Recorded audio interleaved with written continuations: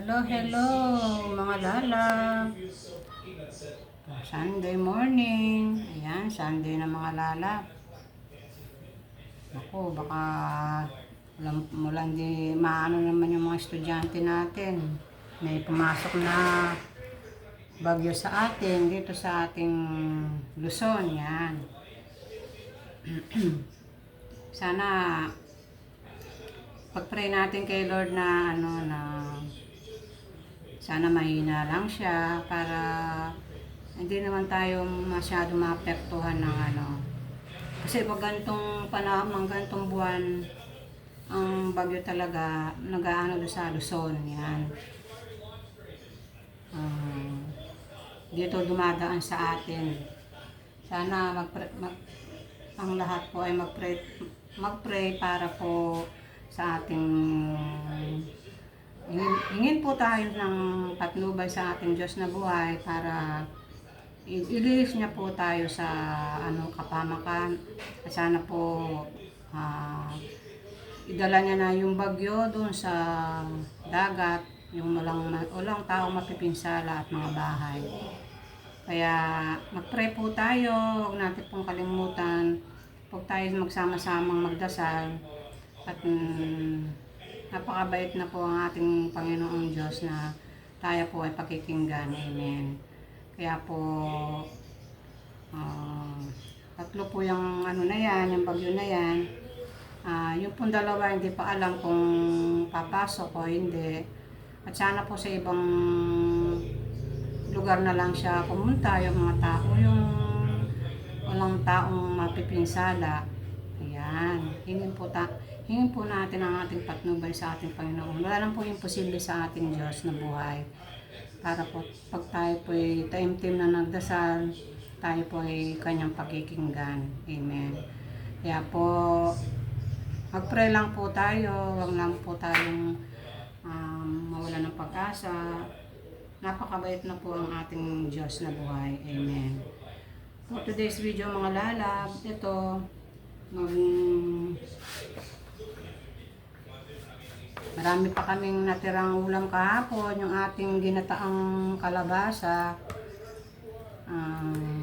Napadami ang luto, kaya ito na lang ang lulutuin ko ngayon, pandagdag. Yan. Ito katatapos ko lang namin maglaba mga lalab, tinapos na namin yung aming mga labahin para din-dryer na namin para hindi na maabutan ng ulan. Siyempre, pag umuulan-ulan, mahirap magpatuyo ng damit, di ba? Ayan mga lalab, nagpipreto tayo ng tilapia. Ayan.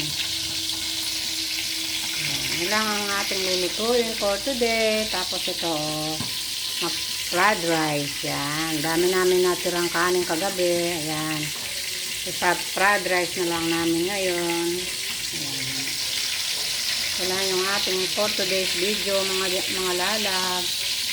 So,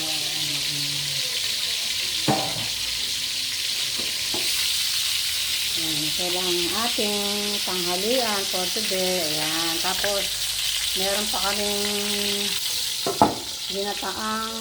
ginataang ang gulay kahapon. Napakadami ng nailuto ko. Kaya yun, nilagay ko muna sa rep para hindi siya masira. Iinit na lang natin maya-maya pag tayo kakain na. Yan. Ito lang yung ating for today's video mga lalab.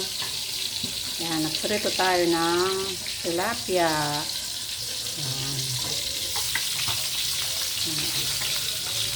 Fresh na fresh yung ating tilapia. Yan. Puro yung ating ngayon mga lalab, buntot kasi yung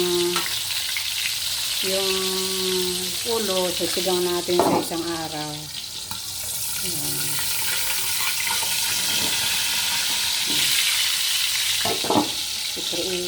Itong mga lang niluto natin ngayon, itong mga buntot. Ayan, anim na hiwa. Ayan.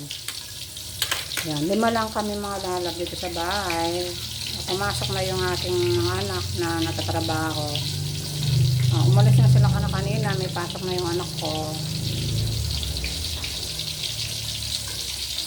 Kasi Sabado ang kanyang day off. Yan. Later mga lalab. Yan, ito yung ating iinitin na lang natin yung ating gulay. Yan. Yung ating ginataang gulay. Ayan. At yung binili namin chok kagabi, yun o. Yung tira namin chok. Binili kami ng dalawang buo, hindi naman naubos. Ayan. Sayang naman kung hindi natin iinit, makakain pa to. Ayan.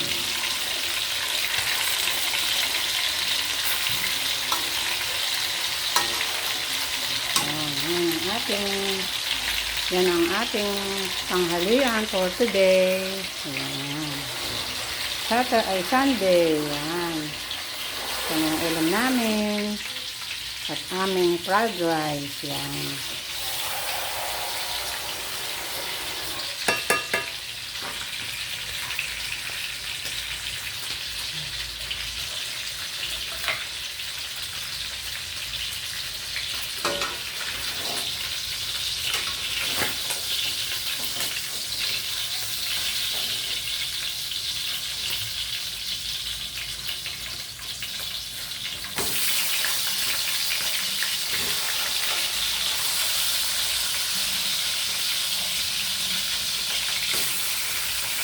Ating pinaritong isda.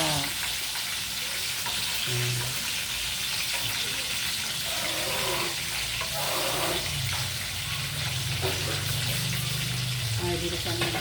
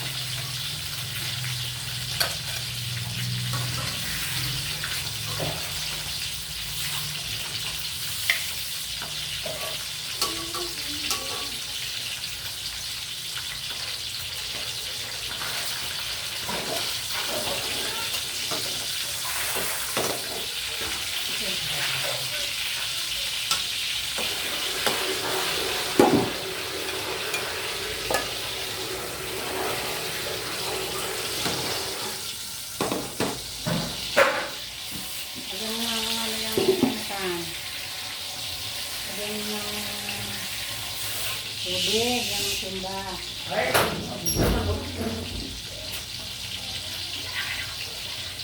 Yung mga timba.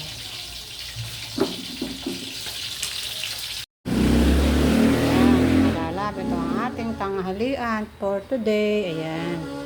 Meron tayong piniritong tilapia. At yung tira nating lechong manok. Yan. Tapos meron pa tayong gulay. Yan. Yan ang ating tanghalian sa araw na to. Makulimlim na linggo. Ayan. Later mga lala.